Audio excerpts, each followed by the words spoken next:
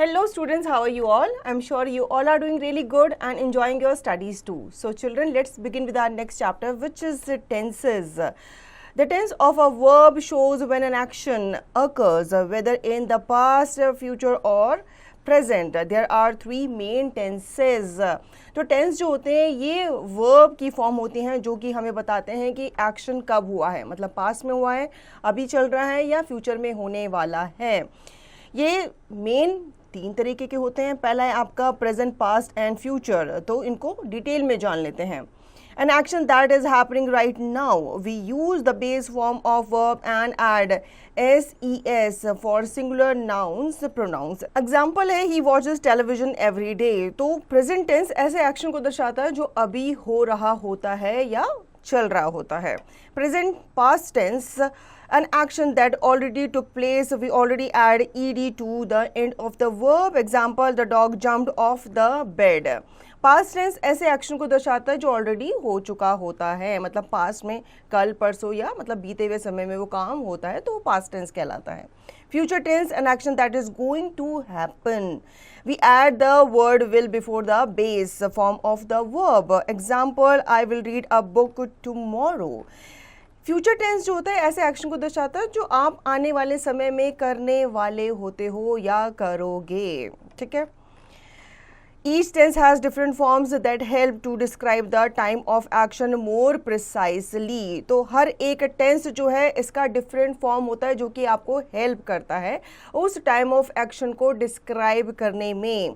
Note, in past tense some verbs are irregular, instead of adding ed the whole word changes. तो यहाँ पे ध्यान देने वाली बात यह है कि कुछ वर्ब्स जो होते हैं वो पास्ट टेंस में इर्रेगुलर होते हैं। जैसे एग्जाम्पल, गो का वेंट हो जाता है, टेल का टोल्ड हो जाता है। इससे रिलेटेड आपको यहाँ पे एक्सरसाइज दी गई है जिसकी प्रैक्टिस आप करेंगे। हम बढ़ते हैं आगे सिंपल प्रेजेंट टेंस की तरफ। Note the form of verb in this tense. Subject simple present, I jog to college. You play the drums, he listens to the radio, she dyes her hair, it works well, we try to win, they run fast. Simple present tense is used for things that happens again and again. I go for a walk every morning. My uncle phones me daily. Ravi often plays video games. For things that are always true. The sun rises in the east. Rain falls from the clouds. तो ये उन चीज़ों को भी दर्शाता है जो क्या है, यूनिवर्सल ट्रूथ है कि जैसे सन जो है वो ईस्ट से ही राइज करता है। For things that stay the same for a long time, I live in Mumbai, she acts on TV. Now present continuous tense. Note the forms of verbs in this tense. I am working, we, you, they are working, he, she, it is working. We use present continuous tense to talk about things which are happening now. तो present continuous tense ऐसे काम को दर्शाता है जो अभी चल रहा होता है।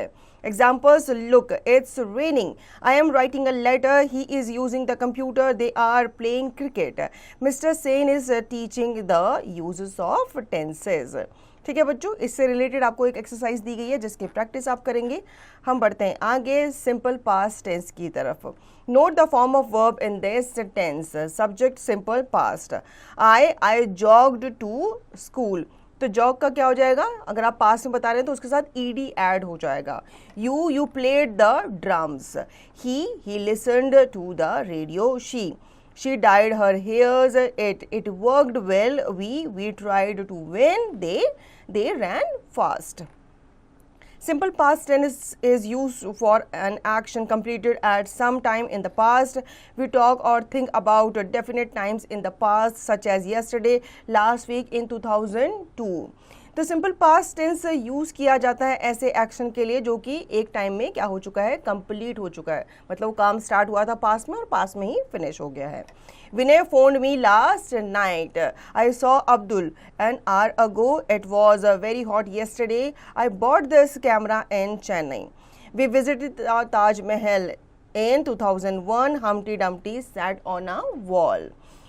अब इसी बेसिस पे आपको एक एक्सरसाइज करनी है, ठीक है, जो यहाँ पे आपको दी गई है। हम बढ़ते हैं आगे पास्ट कंटिन्यूस टेंस की तरफ। Note the forms of verbs in this tense. I was playing, मैं खेल रहा था। we, you, they were playing, he, she, it was playing. We use past continuous tense to talk about things that were going on or continue at some time in the past. तो past continuous tense हम उन चीज़ों के बारे में या उन actions के बारे में बात कर रहे होते हैं जो एक टाइम पे स्टार्ट हुआ है और कुछ टाइम तक वो कंटिन्यू रहा था. You were watching television last night. They were studying maths yesterday. I was washing the dishes when the phone rang. As she was reading the book, Ayansh came. It was raining yesterday evening. ठीक है, इसको और अच्छे से समझने के लिए यहाँ पे आपको एक्सरसाइज दी गई है जिसकी प्रैक्टिस आप करेंगे. हम बढ़ते हैं आगे सिंपल फ्यूचर टेंस की तरफ. Note the forms of verbs in this tense. Subject simple future. I shall jog to college. You will play the drum. He will listen to that radio. She will dye her hair. It will work well. We shall try to win. They will run fast. आपने ध्यान दिया होगा future वाली बातों को बताने के लिए हम क्या यूज़ करते हैं, shall और will का यूज़ करते हैं. We use the simple future tense to talk about the future. Future की बात करने के लिए simple future tense का इस्तेमाल किया जाता है. I shall will be 14 tomorrow. I think she will come to the party. It will be Diwali in a week. In future, robots will do the homework. Verbs can be describe actions that take place in future. To show this, the helping verb shall will be added.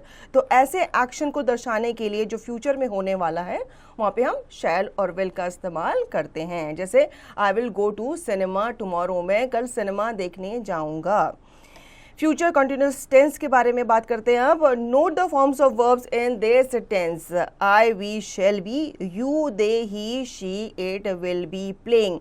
तो shall be किसके साथ लगता है, I, we के साथ, और you, they, he, she, it के साथ will be लगता है. We use future continuous tense to talk about things that will be going on or continue at some time in the future. Future continuous tense में आप एक action के बारे में बात करते हो जो स्टार्ट हुआ है या होने वाला है और कंटिन्यू होता रहेगा. जैसे it will be raining at this time tomorrow. कल इस टाइम पे बारिश होती रहेगी. He will be visiting his friends this time next week.